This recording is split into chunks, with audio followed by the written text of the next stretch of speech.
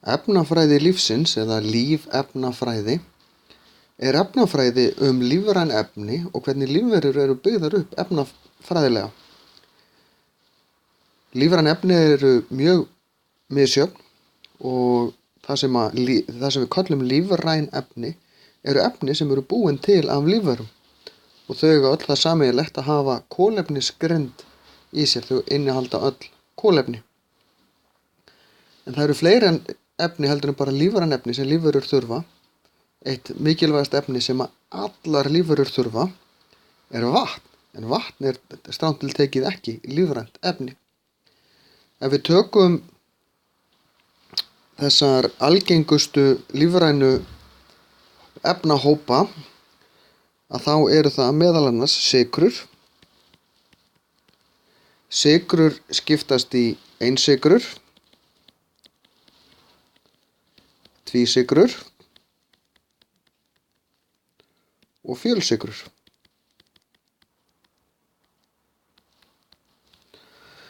Einsykrur er sykur eins og glúkósi og fruktósi sem er bara þrúgusykur. Fruktósi er svokallaður ávaxtasykur. Þetta eru mjög einfaldar sykursameindir sem að berast út í blóðrásina mjög hratt og ég byrja að gera það strax í munninu leið maður færir þetta upp í munnin. Þess vegna fær maður mjög hratt orku af svoleiðis sykri. Tvísykrur eru til dæmis strásykur. Svo er það fjölsykrur sem að eru til dæmis mjölvi og beðmi sem er að finna í kornmeti, kartöflum og þess háttar. Plöntur geyma orku í formi mjölva eða beðmis og geyma þannig orkuna, en þegar við borðum þessar lífverur þá fáum við orkuna og getum nýtt hana. Þegar við borðum fjölsykrur, hvort sem það er í brauðmeti, hvort það er pasta eða hvað það er, að þá brjóta meltingafærin okkar þetta niður í ein- og tvísykrur. Það fer út í blóðið og þannig er orka nýtt. Ef við myndum bara reyna að melta þetta beint, það fer ómikil orka í það. Þannig að þetta er klippt niður fyrst. Þess vegna fáum við jafnari orku og lengur orku úr fjölsykrum því það tekur tíma að klippa þetta niður. Annar stór hópur eru fitur, eða fituefni. Fita er samsett úr tveimur einingum, það er glýseról sem er fest við fitusýrur. Fita er leið dýra til þess að geyma orku. Fita geymir ennþá meiri orku heldur en mjölvi eða beðmi, tekur minna pláss. Þannig að fita er fín leið til þess að geyma orku. Svo er það prótín, líka kölluð eggjahvítuefni. Þau eru búin til úr amínósýrum. Og það er eins með fituna og prótínið, þegar þetta er melt, sem sagt við borðum þetta út af fyrir gegnum meltingafærin, þá brjóta meltingafærin þetta niður í einingarnar sem þetta er gert úr.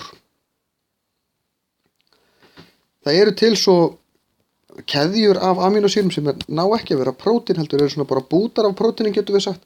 Þau eru kölluð fjölpeptíð. Þessi efni er það sem flestar lífverur eru gerðar úr meira eða minna, þó að meiri hluti flestra lífvera sé reyndar vatn.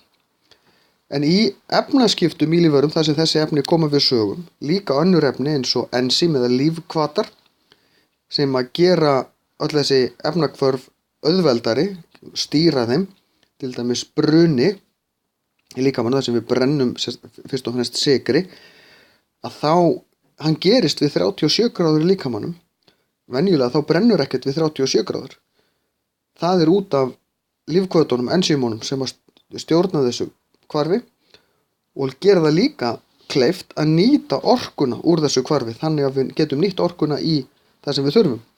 Því að venjulega ef eitthvað brennur þá fer orkan bara út og suður í formi varma. Það er ekki hægt að stýra eldi. Það er samt gert í líkamanum hjá okkur. Efnaskipti skiptast líka í það sem við köllum nýmyndunarhvörf, þar sem að ný efni verða til, þar sem við til dæmis röðum saman einsykrum til þess að búa til fjölsykru, röðum saman amínósýrum til þess að búa til prótín og svo sundrunarkvörf þar sem við tökum til dæmis prótín og bútum það niður í amínósýrur eða tökum fitu og bútum niður í glýseról og svo í fitusýrur.